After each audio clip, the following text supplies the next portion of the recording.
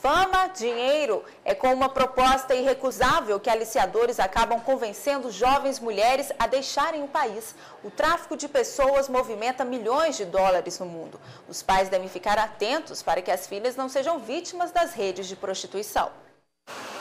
As rodoviárias, os aeroportos e as estações de metrô são pontos-chave nas campanhas do governo federal contra o tráfico de pessoas. Nesses locais, os aliciadores costumam ser beneficiados com a grande movimentação e a pouca segurança. Uma atividade criminosa que aumenta e se torna uma das mais lucrativas do mundo. De acordo com o Ministério da Justiça, o tráfico de pessoas movimenta mais de 31 bilhões de dólares por ano. Dos anos 80 para cá, a Polícia Federal instaurou mais de 800 inquéritos no Brasil.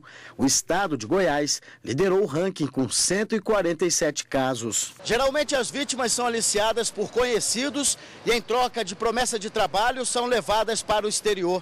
Lá são obrigadas a vender o próprio corpo para sobreviver. A ONU estima que mais de 4 milhões de mulheres foram vítimas desse tipo de crime em todo o mundo. Há também os casos do comércio de pessoas para a exploração da mão de obra escrava e até para alimentar o mercado internacional de tráfico de órgãos. Ainda segundo a ONU, o mercado da moda é um dos atrativos mais usados pelos aliciadores. Na maioria dos casos, eles mexem com o desejo de meninas e mulheres que sonham com a fama. Essa empresária que trabalha com modelos profissionais diz como agem os criminosos. Uma proposta de uma outra agência aí, dizendo que sua filha viaja daqui uma semana, um mês no máximo, e o pai tirou a menina daqui para viajar.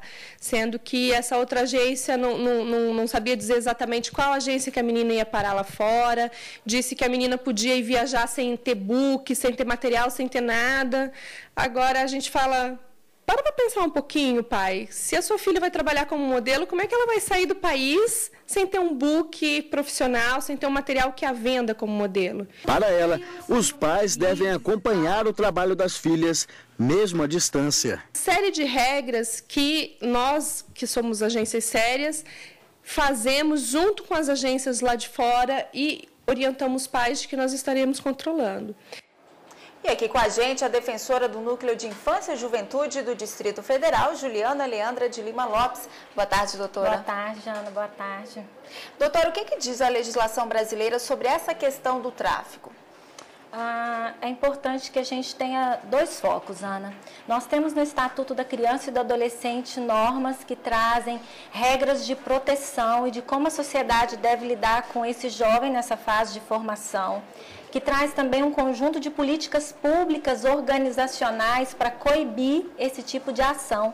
Mas nós também temos ali na legislação normas punitivas que vão caracterizar a conduta desde que ela seja ilícita como crime, tanto no Estatuto da Criança e do Adolescente como no Código Penal. E a legislação ela chega a diferenciar o tráfico de pessoas, seja para roubar órgãos, para crimes sexuais, ela faz essa diferenciação? Sim, nós temos regras próprias, com normas próprias, e especificamente sobre a questão do adolescente, o que vem acontecendo hoje, que é uma realidade mundial.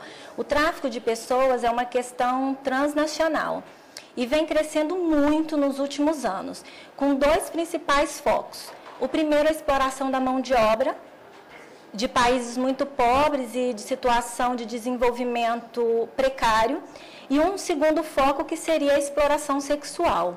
Há um tempo atrás, a criança, o adolescente, não era tão alvo dessa área da exploração sexual. Mas como as carreiras de modelo hoje se iniciam muito cedo e o mercado tem a procura por uma jovem, por uma adolescente ainda em idade muito tenra, para que ela tenha condição de desenvolver o que eles chamam de uma carreira próspera, hoje o adolescente é foco também dessa exploração sexual, aí camuflada por essa vida de modelo. Agora, quais são as consequências penais para essas redes que praticam esse tráfico sexual?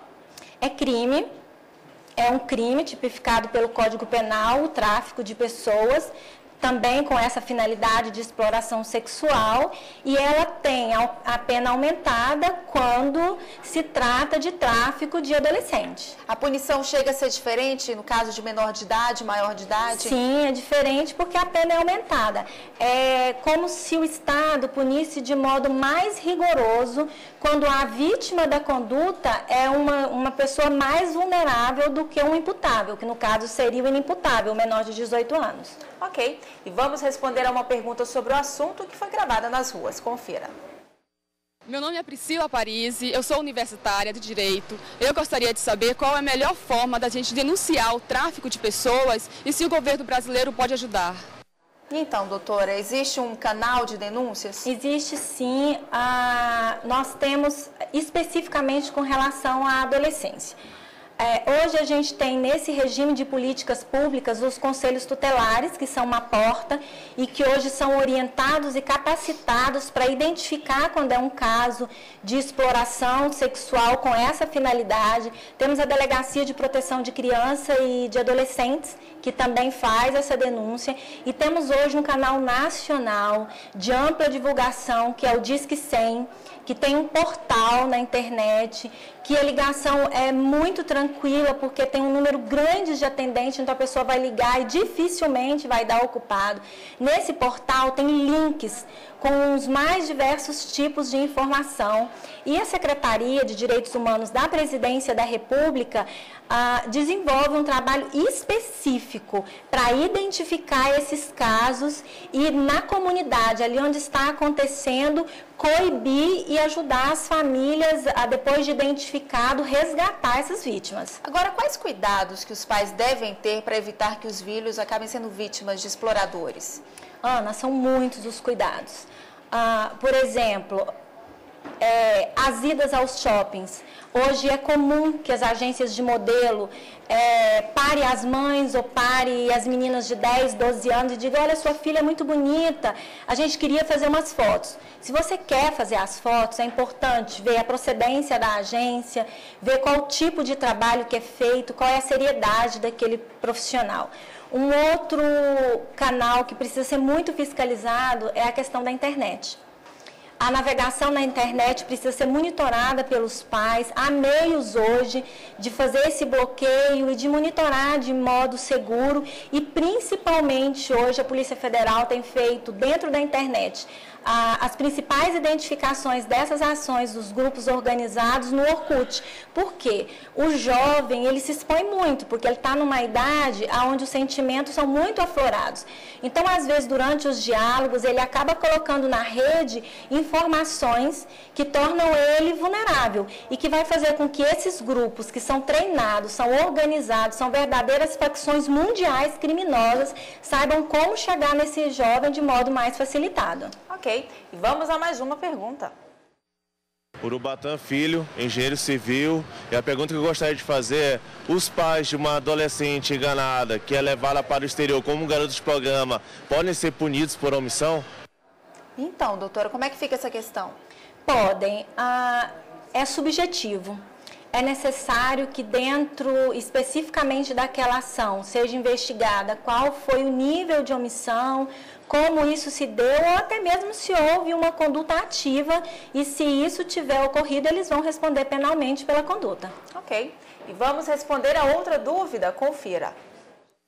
Eu sou Isabel, sou artista plástica e gostaria de saber se a justiça de outro país pode ser acionada caso o aliciador não seja brasileiro?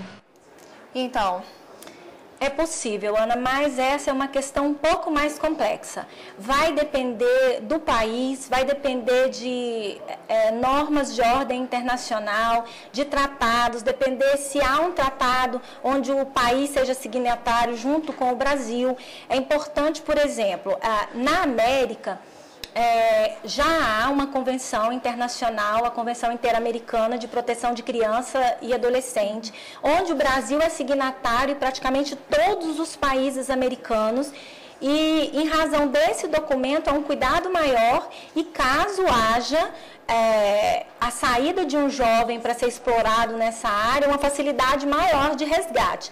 Mas, de outro lado, há também outros países em que a gente não tem tanta facilidade para resgatar esses jovens e aí é um risco muito grande de que, além deles serem explorados, hajam consequências ainda mais graves. Ok, doutora, obrigada aqui pela sua participação.